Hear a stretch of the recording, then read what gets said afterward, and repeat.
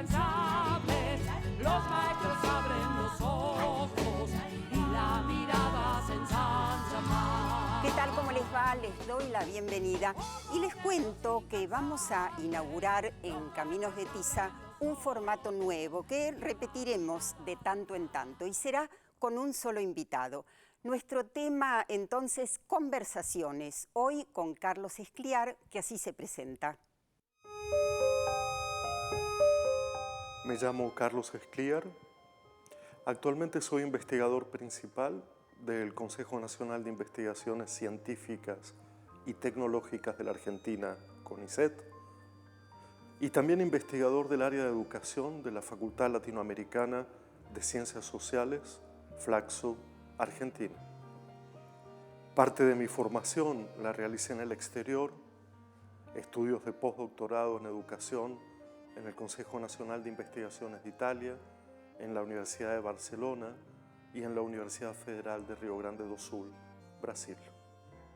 En el periodo 2008-2011 fui coordinador del área de educación de Flaxo, Argentina, y en este momento soy vicepresidente del PEN, Poetas, Ensayistas, Narradores de la Argentina. Escribí, escribo y sin duda seguiré escribiendo. Soy autor de numerosos ensayos sobre literatura, filosofía y educación, director de colecciones en editoriales argentinas, traductor y poeta.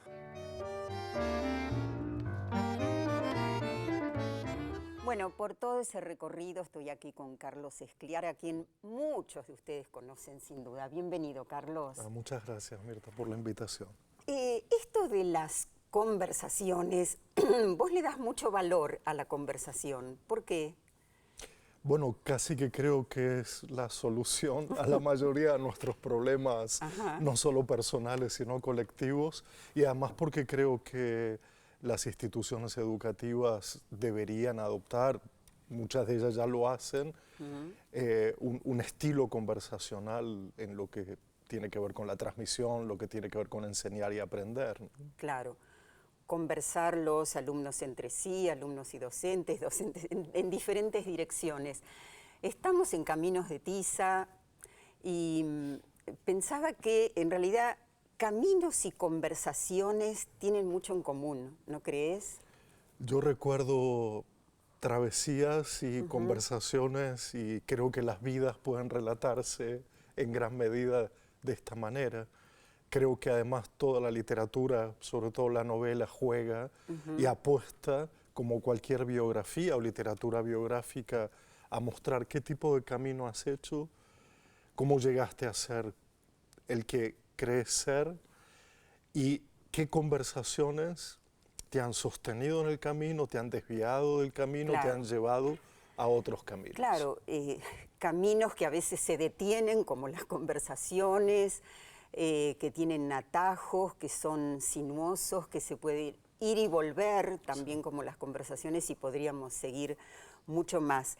Tu materia prima en realidad son las palabras, esas palabras que están en un género que por lo visto privilegias mucho, como es el ensayo, que está en la poesía, que está en los microrrelatos, en las cartas también. Bueno, son diferentes y a la vez se parecen porque lo que llama la atención en tu producción es que la poesía está en todos lados. Sí, gracias por apreciarlo. A veces no es bien apreciado porque los géneros están muy codificados dependiendo de qué hora del día sea y qué tipo de institución uno esté. Y sin embargo yo defiendo un gesto de rebeldía quizás, que es sostener una poética y que esa poética me permita encontrar la forma para las cosas informes de este mundo. Bueno, por un lado, seguramente vos también lo notás, esas fronteras rígidas que había entre los géneros se están rompiendo, ¿no? Pero también leyéndote, uno lo que observa es que vos tomás la palabra sin slogan, sin lugares comunes, sin mencionar la terminología política, y sin embargo te posicionás, haces denuncias, si se quiere. Sí, sí, yo creo que no hay una forma única de resolver nuestras cuestiones álgidas, dolorosas, violentas. Aquellas cosas que tanto nos conmueven siguen buscando su forma de expresión. Decretar que ya hay una forma de expresión para cada género de la realidad o para cada género de la ficción, a mí me da la impresión de que es un poco pretencioso. Yo preferiría seguir buscando los modos de, por un lado, conmover, por supuesto, pero no me alcanza la conmoción. Creo que también hay que invitar al pensamiento. Entonces, cuando decís que mi materia prima es la palabra, estoy completamente de acuerdo, pero busco una palabra, primero, donde mi vida pueda dar cuenta, donde tenga una relación no del poder con la palabra, es decir, Claro. que mi lenguaje no se infecte del poder, y por otro lado, buscar los modos más colectivos de, yo no llamaría consenso, pero sí de identificar los problemas comunes o el bien común que es el anhelo. Claro, sí, de todas maneras, como decíamos antes, vos no dejás de hablar de injusticias, no dejás de hablar de desigualdad, y sin embargo eso no está así con esas palabras, pero está presente. El punto para mí sería que hay dos modos de entender la escritura. Uno es utilizar la escritura como una expresión para resolver enigmas, para poder describir las heridas que todos tenemos. Y hay otra forma, no necesariamente contradictoria, que es la de quedarse en las heridas, hacerlas todavía más dolorosas, si se quiere, para buscar el tamaño y la hondura que una herida tiene. Bueno, mucho de lo que decís es bastante complejo llevarlo a la escuela. Después vamos a ver por qué. Me refiero puntualmente al tema de la escritura con esa libertad de pensamiento. Te invito a escuchar qué dice Borges sobre la escritura. Maestro. Yo escribo, yo lo hago urgido por una necesidad íntima. Pero yo no pienso, digamos, yo no pienso en un público selecto o en un público, digamos, de multitudes. No pienso en ninguna de las dos cosas. Pienso en expresar lo que yo quiero decir y trato de hacerlo del modo más sencillo posible. No al principio. Cuando yo empecé a escribir, yo era un joven barroco, como todos los jóvenes lo son, por timidez. Es decir, el escritor joven sabe que lo que dice no tiene mucho valor y quiere esconderlo, simulando ser un escritor del siglo XVII o un escritor del siglo XX, digamos. Pero en cambio ahora yo no pienso ni en el XVII ni en el XX, yo trato simplemente de expresar lo que quiero y trato de hacerlo con las palabras habituales, porque solo las palabras que pertenecen al idioma oral son las que tienen eficacia.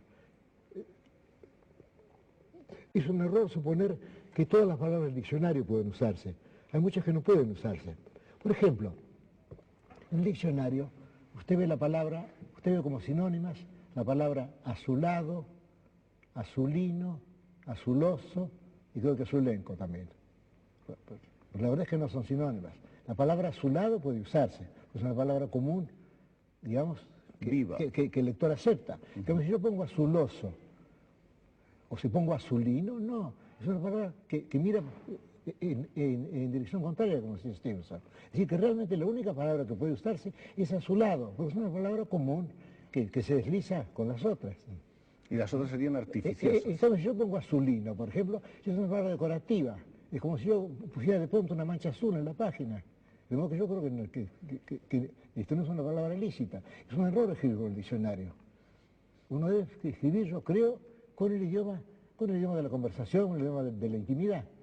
Pero eso se llega con el tiempo, con la decantación. Sí, porque es muy difícil que un joven escritor se resigne a escribir con palabras comunes. De todas maneras, maestro, hay palabras que son comunes para mí y no lo son para otras. Desde luego hay ese error, porque cada grupo humano tiene su dialecto, cada familia tiene su dialecto. Bueno, esto de las palabras habituales parece sencillo, pero todo depende de cómo se colocan, ¿no? Y como decís vos cuando te referís a un poema, también cómo depende de cómo se van dibujando. El tomo de Borges la idea de sí, la intimidad, el contacto con la intimidad, la voz personal. Escribir para agradar o escribir para provocar efectos, se le nota la hechura inmediatamente. Creo que es un buen consejo. Evitar ambos caminos demasiado sencillos, que son el agradar y el resolverlo todo por las formas más de convencimiento. Entonces yo creo que lo que hay aquí y lo que podríamos decir de la escritura en general es un profundo respeto al vínculo con la oralidad, para no, primero, para no olvidar que somos seres de oralidad también, encontrar en la escritura una forma más masiva de una conversación no solo física, no solo presencial, pero por otro lado buscar en las palabras algo que es su propio ritmo, su propia melodía y su propia danza. Hay un momento en que efectivamente eso en la vida uno lo nota, que es el juego, el placer de escuchar a las palabras que danzan alrededor de uno. Y pelearse a veces con ellas. Bueno, el límite del lenguaje claro. es absurdo, ¿no? Ahora, decíamos antes, llevar todo esto a la escuela, vos sabés que es muy complejo, porque la escuela tiene algo así como esa misión que te debe producir, ya me dirás qué, que es corregir los textos. Entonces, qué difícil corregir un texto literario, ¿no? El texto literario, su fuente es la lectura literaria, no la corrección del propio texto. Entonces hay como una obsesión por mejorar textos propios cuando en realidad el acceso, y este es un punto de vista, el acceso siempre a la escritura viene por la lectura. El ejercicio de la escritura es un ejercicio mucho más, ¿cómo decirlo? Es como encontrar una voz propia que yo no sé si podrá suceder a lo largo de la escolarización. Y en todo caso no creo que haya que esperarlo. Y de lo que estoy seguro es que no es a través de la gramaticalización de los textos o no es a través de la corrección de la forma que lograremos nuestra voz propia. Claro, por otra parte vos sabés que están los tiempos escolares y eso está totalmente reñido con la escritura, ¿no? Y si lográramos... Que toque el timbre. Qué pena, ¿no? El otro día hicimos una experiencia en la universidad, ya en posgrado, de la última media hora de largas horas de clase, dedicarnos a escribir.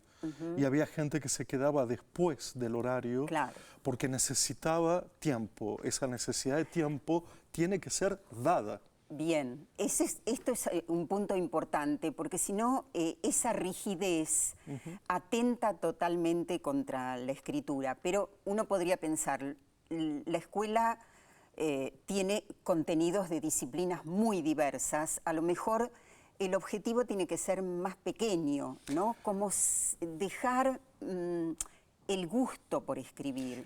Tiene que ser más generosa.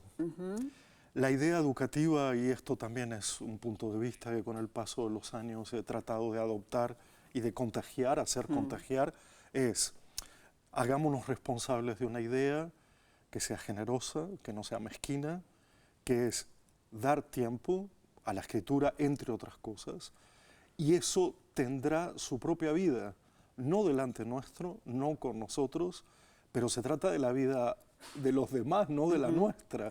Entonces hay algo obsesivo, sí, pero también hay algo egoísta y mezquino en querer que las cosas sucedan delante nuestro. Claro, claro. No nos enteramos, seguramente muchas veces. Conversaciones ahora, ¿sabés con quién vamos a escuchar? Entre Neruda y García Márquez. El poeta tiene cierta tendencia a alejarse de la realidad viva, de la realidad actual, de la realidad viviente. Y sobre todo el poeta de los últimos años, después del comienzo de este siglo, después de Mallarmé y de los poetas más herméticos.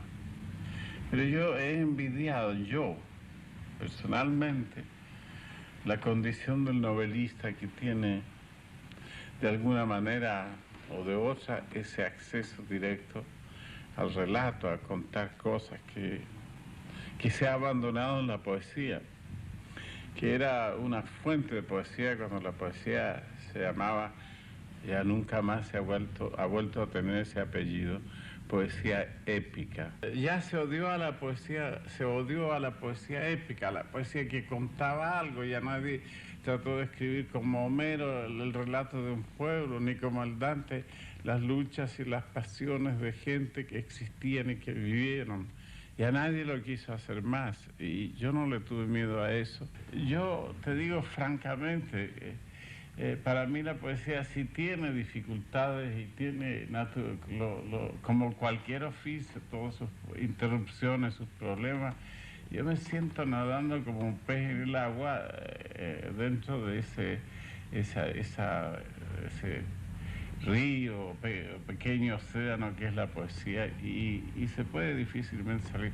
Por algo existen los géneros. La poesía es como una especie de acto de fin. Esto es un poco pedante lo que yo estoy diciendo, como una especie de parte del amor, parte de la acción del amor. Debe ser algo más íntimo y más recogido. Yo también, todo esto es discutible, porque también me gusta la poesía de gran ámbito y la que se esparce para afuera y la que da un movimiento de masa, pero en realidad el que alguien tome un libro de poesía es para leerlo recatadamente, es una comunicación secreta, intransferible, con partes del alma del poeta y de la persona que está leyendo.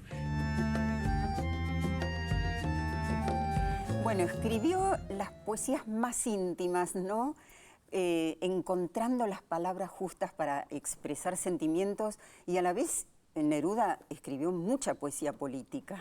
Sí, yo creo que lo que nos hace recordar Neruda, pero en general la poesía, es de todo aquello que esta época nos hace olvidar. Es como si la poesía nos hiciera acordar de lo que nos olvidamos. Lo pequeño, lo ínfimo, lo trascendente, no caer en las telarañas de la utilidad y el provecho y el beneficio. Entonces la presencia de la poesía todavía se explica porque hay ahí algo de lo humano que este mundo tiende a abolir o tiende a ignorar, o hasta, yo diría, prohibir en el sentido formativo. Claro.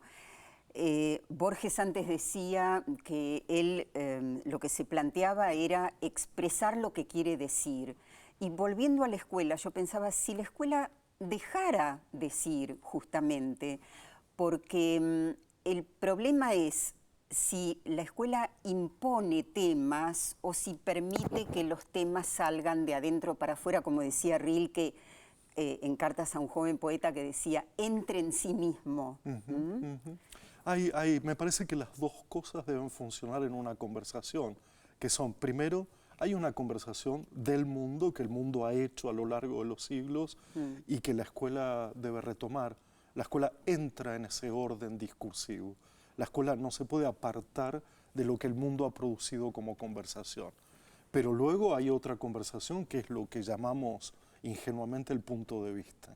Y es que en toda conversación del mundo entra la conversación de las vidas particulares. Y en ese entrecruzamiento está el discurso educativo. Bueno, tema interesante el del punto de vista en las novelas también, desde dónde se narra una historia. Seguimos en un ratito, volvemos y seguimos con estos temas, pero también con otros.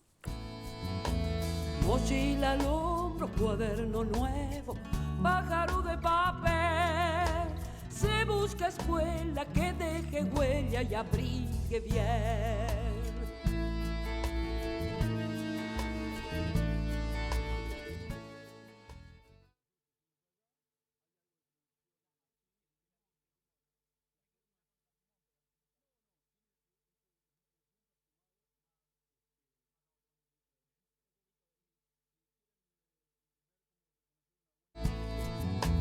Se busca escuela que aliente el vuelo, cántaro donde beber. Seguimos con nuestro único invitado, Carlos Escliar. Carlos, sos un gran lector y sos un escritor prolífero, como iremos viendo a lo largo del programa. ¿Vos también pensás, como Roland Barthes, que leer conduce inexorablemente a escribir?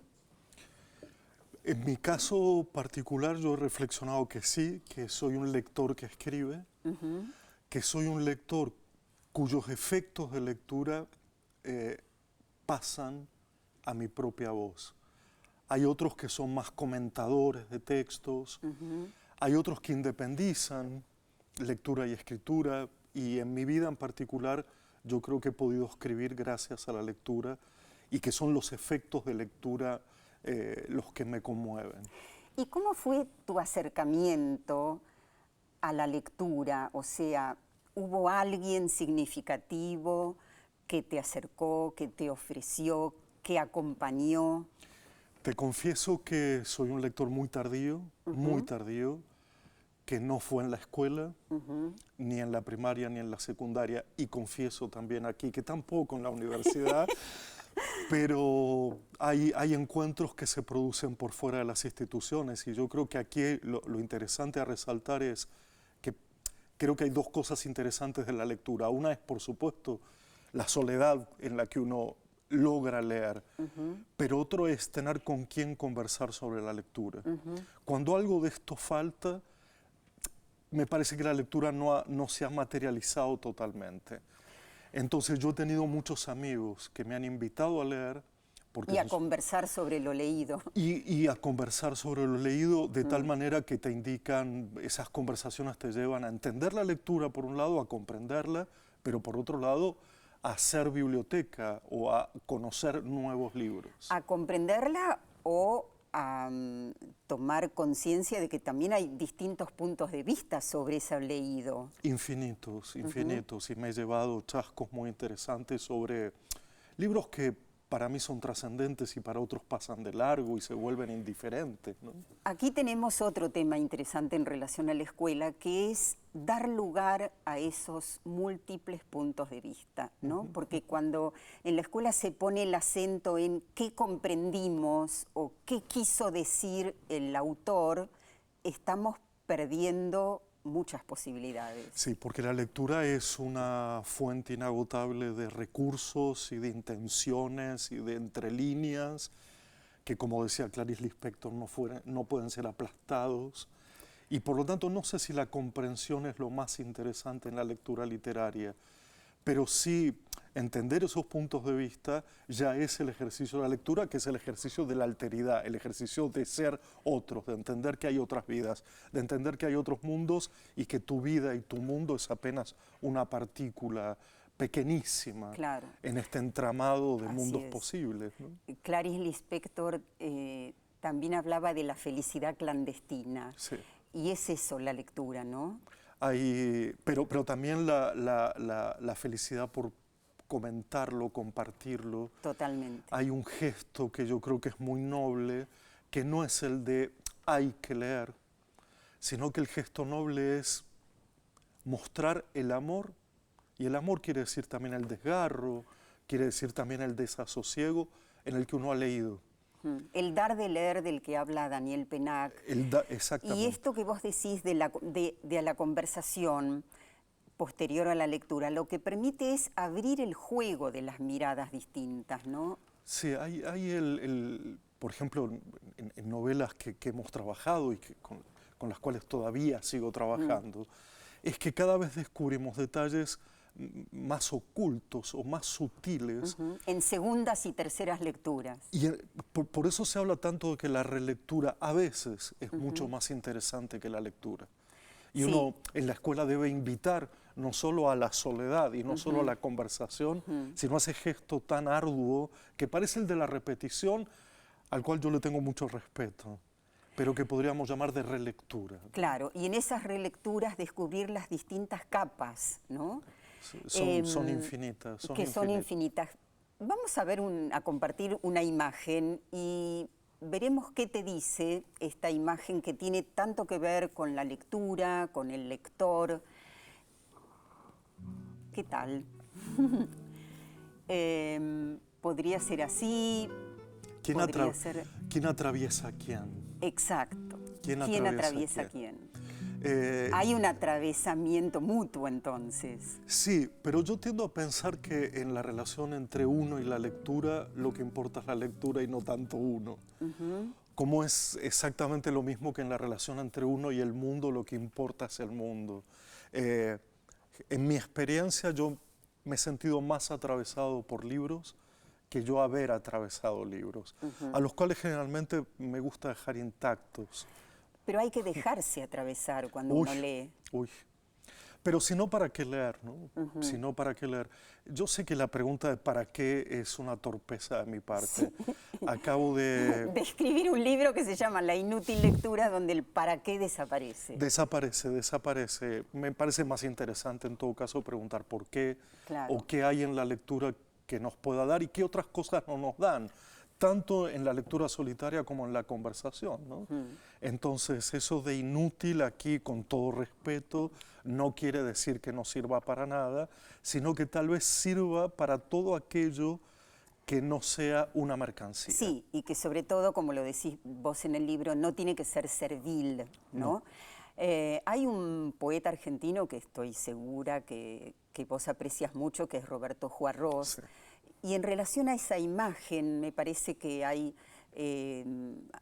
algo que se puede decir tomando sus palabras. Él dice, debemos conseguir que el texto que leemos nos lea. Qué maravilloso esto de la lectura, de esta posibilidad que tiene la lectura de leernos. A veces pienso que ese proceso identificatorio, cuando uno quiere encontrar en el libro algo propio, es exactamente igualmente magnífico como encontrar algo completamente ajeno. Claro. La revelación de todo aquello que no sé, de todo aquello que no me imagino, la revelación de todo lo que no soy. Y a veces yo creo que tengo rachas y épocas en que prefiero una lectura que no me hable a mí. Que no me hable a mí directamente, que no me exija que piense yo en mi vida. Porque creo otra vez que mi vida al lado de un libro es poca cosa. Bueno, o porque a veces uno necesita descansar de su propia vida. Pensaba también, vos antes decías que ni la escuela primaria ni la escuela secundaria en temas relacionados con la lectura fueron significativas en tu vida. Eso no es una buena noticia. No. La escuela pasó por momentos muy diferentes en relación a la lectura. Yo soy de una generación muy anterior a la tuya. Ahí la lectura tenía que ser útil para no tener faltas de ortografía. La lectura fue castigo, enorme castigo, ¿no? Te portabas mal y tenías que ir a la biblioteca a leer. Qué marca difícil de superar. Vos cuestionás mucho el enfoque que a veces tiene la escuela sobre la lectura. Pero también me gustaría defenderla. Yo creo que el alegato que se hace contra la escuela a veces es injusto. Y es hora también de entenderla como uno de los posibles refugios para que muchos chicos hagan otra vida y conozcan otro mundo. Quizás desde esa perspectiva, en una defensa de la escuela o en un elogio a veces a la escuela, es que pienso que podríamos hacer cosas que hasta ahora no se han hecho o que se han hecho parcialmente. La lectura, no quiero ponerla en un trono sagrado, no quiero esa formalidad, no quiero esa consagración, pero sí quiero que no se la reduzca a polvo, claro, que no se vuelva cenizas en este sentido. Sí, y que no muera, me pasó muchas veces. Vamos a compartir ahora escenas de una película estadounidense.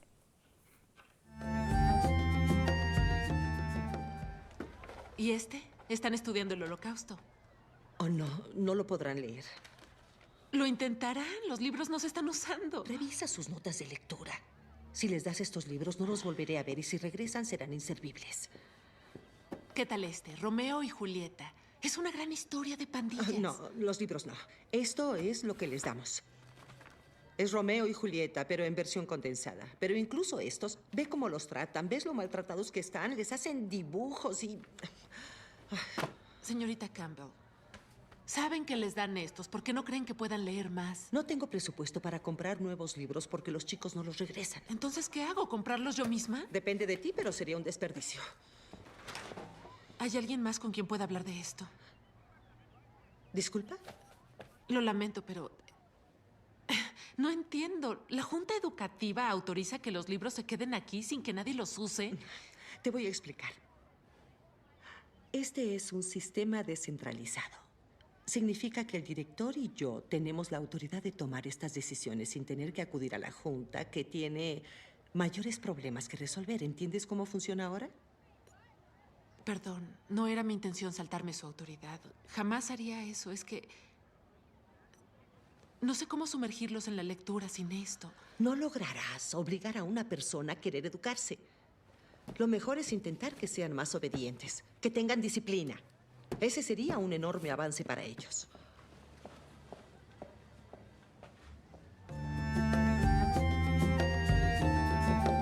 Suelen suceder estos desentendimientos muchas veces entre un docente, la dirección. Te confieso que soy poco afecto a los guiones cinematográficos hollywoodenses sobre la educación, porque creo que hacen una contravoz demasiado estilizada, demasiado obvia, y por lo general prefiero una literatura de la educación que una cinematografía de la educación. Un buen ejemplo, que sé yo, País de Agua, Stoner, la novela de John Williams. Maravillosa. Porque justamente creo que ahí la conversación se vuelve real, toma sus matices, aunque ficticios, pero toma sus matices alternados. Esta película que la vi con mucho gusto, me daba esa sensación otra vez de la profesora heroica, de la profesora que va a redimir a un grupo. Aún así, si yo lo leyera solo textualmente, creo que la polémica que se instala ahí es el valor de la literatura en la formación o el valor de la formación en la literatura, haciéndose contrapeso permanente entre si literaturizamos la pedagogía o si pedagogizamos la literatura. Sí, y aparece de todas maneras, yo creo, y también en Stoner, esta novela que nombras, la confianza en el otro. Sí. Porque cuando un docente o un padre, no importa, elige un libro para entregar a su hijo, a su alumno, el tema de la confianza está presente. Creer que este libro no es para determinados chicos, adolescentes. Hay un antecedente como idea tal vez radical en educación, que es creer que todos pueden todo. Este me parece el gesto más mayúsculo de confianza que puede haber. A partir de ahí es posible que todo lo que se dé forme parte minúscula de ese gesto grandioso que creo que todavía nos falta en educación y que por ahí podemos conversar un poco más adelante, que es cómo en un contexto donde hay sospechas de que algunos no podrán o que muchos no podrán, la lectura pueda escaparle a esa lógica del recelo. Sí, y en todo caso, ¿por qué no pensar que cada uno podrá a su manera? Claro. ¿No? Nombraba lo de Stoner y lo vamos cerrando porque es el hijo de un granjero que llega a ser profesor de literatura en la universidad, ¿no? Teniendo una vida ya trazada de antemano que parecía no poder modificarse, y descubre su amor por la literatura y su amor por enseñar literatura, que son dos amores diferentes. Exacto, porque además rechaza ocupar cargos más burocráticos para seguir en el contacto directo con los alumnos. Tenemos muchos libros para sugerir, libros de tu autoría, entonces como son tantos los vamos a ir diciendo de a poco. ¿Qué te parece? Nos vamos al primero de ellos, vamos a ver ya la tapa, la compartimos con todos, que es como un tren sobre el abismo. Y y seguimos. Conmover la educación, este es un libro, son ensayos para una pedagogía de la diferencia, tema que retomás y retomás y retomás en otros. Desobedecer el lenguaje, este es algo más reciente. El que sigue entonces es entre pedagogía y literatura, que es este cruce permanente que vos hacés entre filosofía, pedagogía y literatura.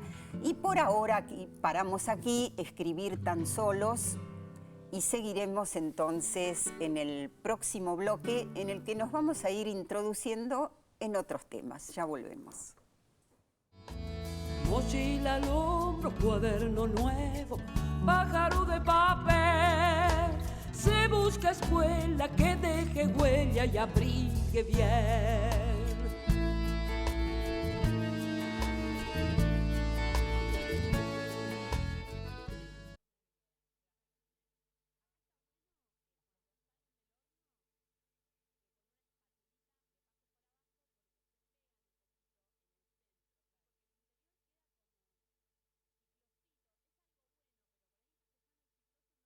Mochila al hombro, cuaderno nuevo, pájaro de papel. Se busca escuela que deje. Voy a compartir con ustedes un micro relato de Carlos Escliar, de su libro No tienen prisa las palabras, que dice así: un hombre saluda a otro hombre en una esquina desconocida para ambos. Uno de ellos se queda varias semanas pensando en el otro, hasta que se da cuenta de que se trataba, en verdad, de un total desconocido. Decide, pues, olvidarlo, sin dejar de reconocer lo esencial que resulta, a veces, haber conocido a un desconocido. Me encantó. Gracias. En realidad también lo desconocido es el conocimiento, es un nuevo conocimiento. Sí. Quiero decir, cuando un chico, un adolescente llega a la escuela y se encuentra con lo que en educación se llama contenidos, que no te debe gustar mucho, es una novedad que desconoce y que puede tener una actitud abierta para tomarlo o no. Por un lado, más poéticamente hablando, es verdad que nuestra vida está llena de todo lo que desconocemos y está llena de a todos a quienes desconocemos.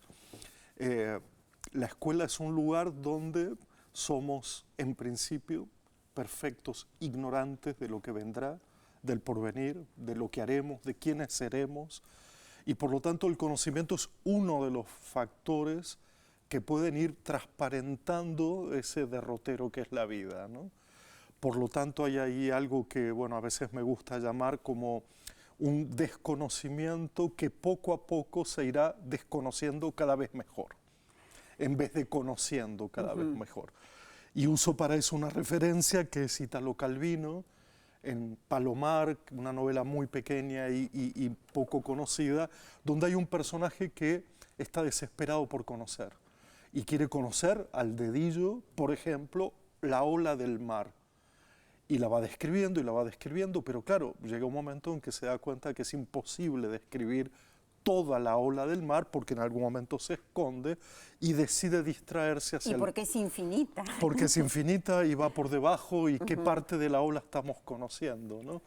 Podríamos decir que en la escuela deberían acontecer los dos grandes momentos del conocimiento al mismo tiempo, que son el momento cartesiano, el momento de la razón, el momento de la cognición, pero también el momento socrático, el momento de la conversación, el momento del camino, el momento del paseo, el momento de la travesía.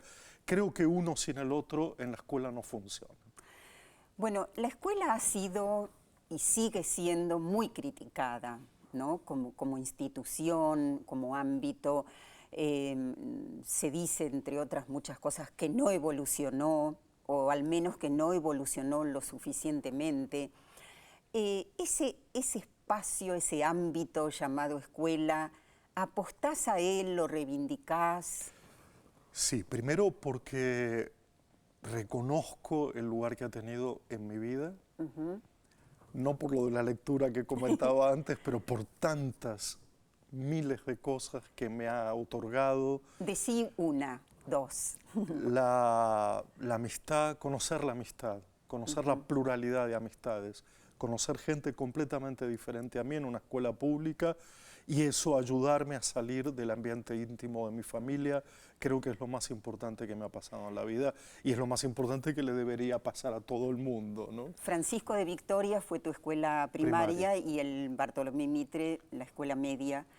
Sí, yo creo que efectivamente el encuentro con el otro y todas las diferencias es una de las oportunidades más ricas que da la escuela, porque es un encuentro estable, ¿no? No es efímero, no es un toco y me voy. Sí. Hay que seguir y seguir en esos vínculos y hacerlos crecer y profundizarlos. Son los vínculos no banales, los vínculos que luego, hablando de estilos, de afectos, supongo que ahí están los primordiales. Mi defensa de la escuela no es ingenua. Y no tiene que ver simplemente con una posición de panelista de televisión que dice yo estoy de acuerdo, yo no estoy de acuerdo.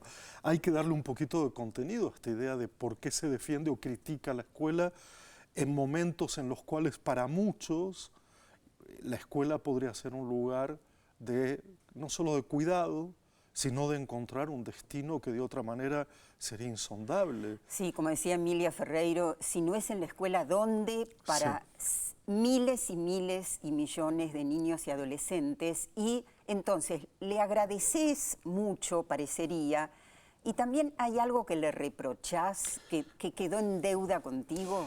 Que no descanse solo en la idea de que podría servir para muchos, porque ese podría condicional, es cierto que la escuela no está hecha y que hay que hacerla, es cierto que ese hacer escuelas es nuestro desafío permanente, porque ponerlo en modo ya está hecha y somos ignorantes y tontos y no lo logramos en nuestro país o en la región, es absurda como idea.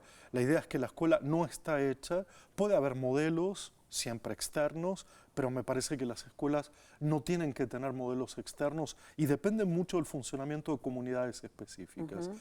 En ese sentido, creo que la deuda es no encontrar una forma definitiva, sino justamente rebelarse contra la imposición de formas definitivas. Yo sé que es complicado. Definitivas y uniformes. Y uniformes y universales, pero sí que hay que encontrar el bien común.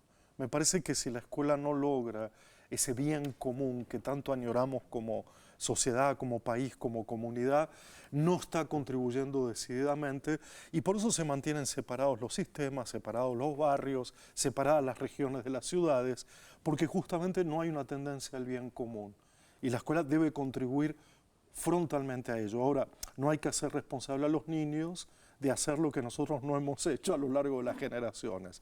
Que esa también me parece una idea crítica, absurda, cuando se dice hay que enseñarle a los niños para hacer un mundo mejor que nosotros no hemos hecho, que nosotros hemos empeorado bastante de alguna manera. Entonces, reclamarle a la escuela esto es como ponerle un peso desmesurado, a mi modo de ver.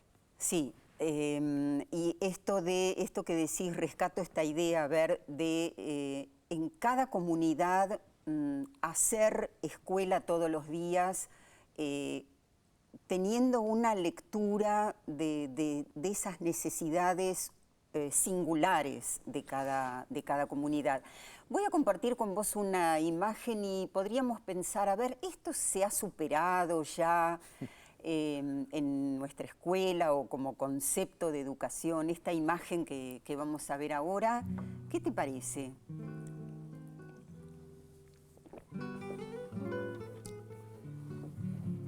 Yo no sé si,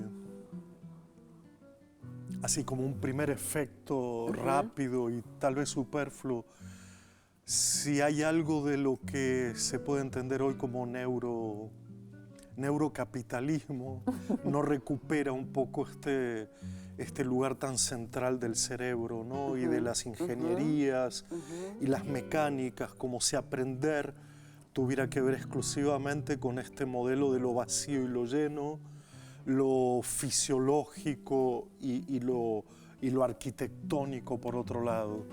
Es una imagen rancia, pero que tiene vigencia, vigencia.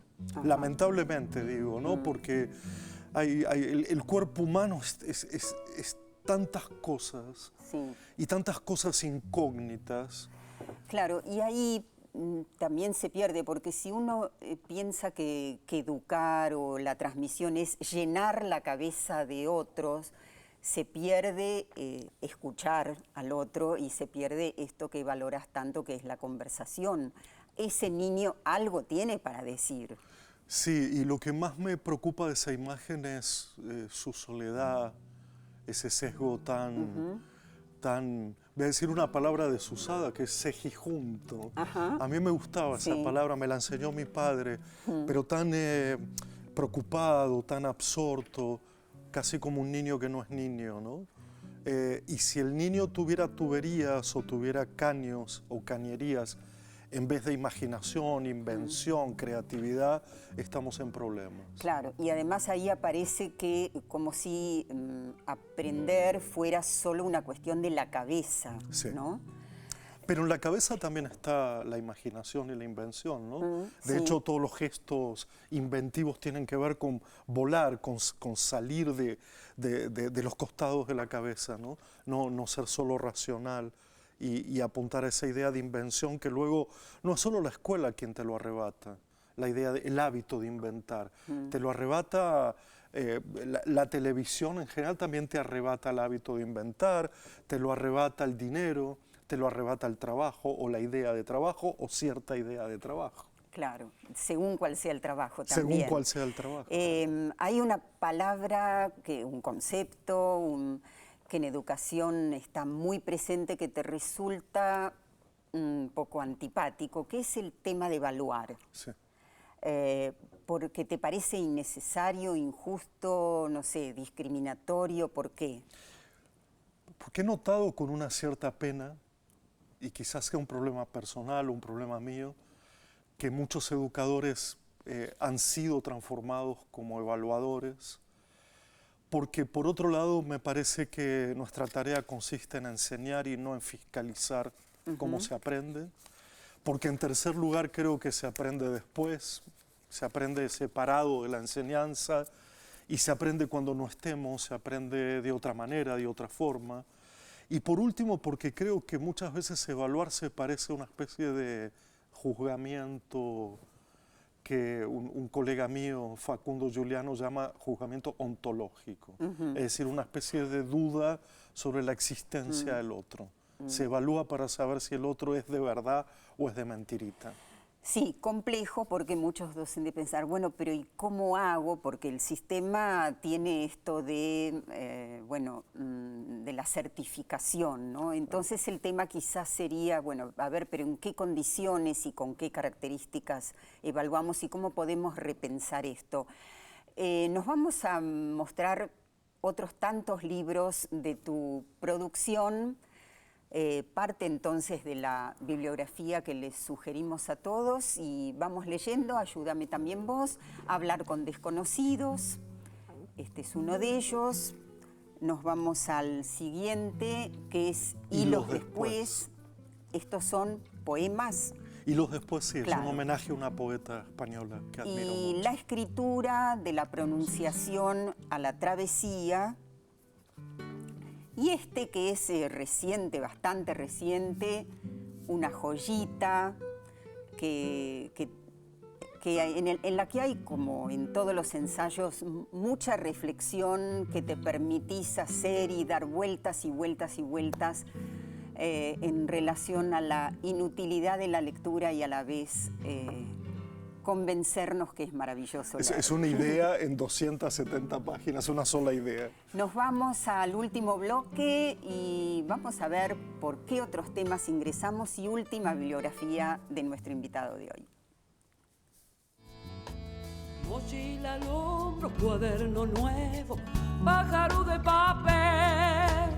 Se busca escuela que deje huella y abrigue bien.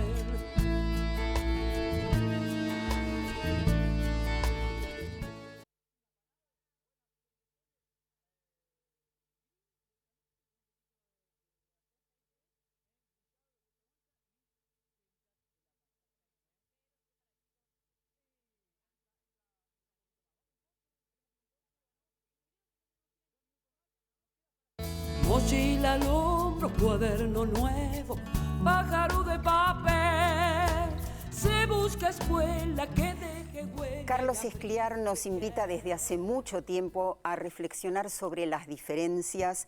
Tenés una posición polémica, audaz. ¿Dónde te posicionás?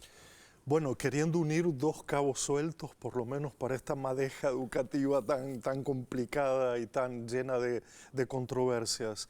Por un lado lo común, por un lado lo que es de todos, de todas, por un lado lo que puede entenderse como dado para cualquiera, que cualquiera pueda estar en la escuela.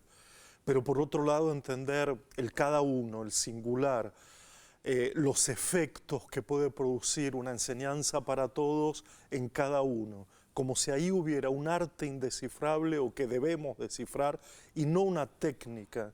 Es lo que yo llamo el arte de enseñar y que consiste en saber en qué momento nos dirigimos a todos y en qué momento nos estamos dirigiendo a cada uno.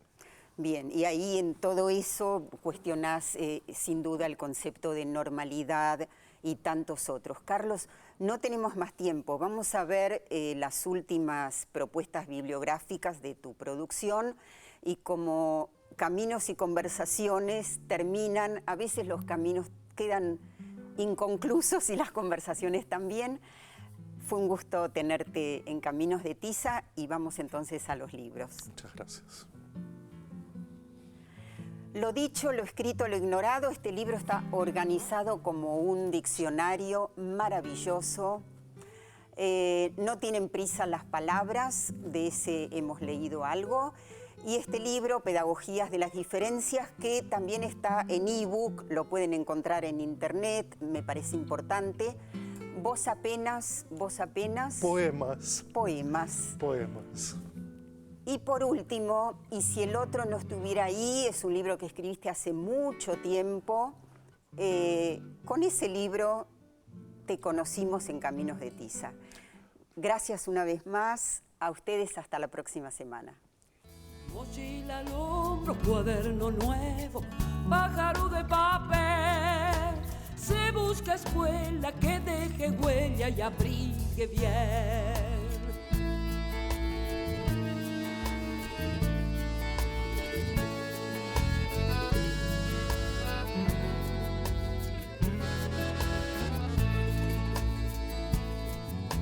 Se busca escuela.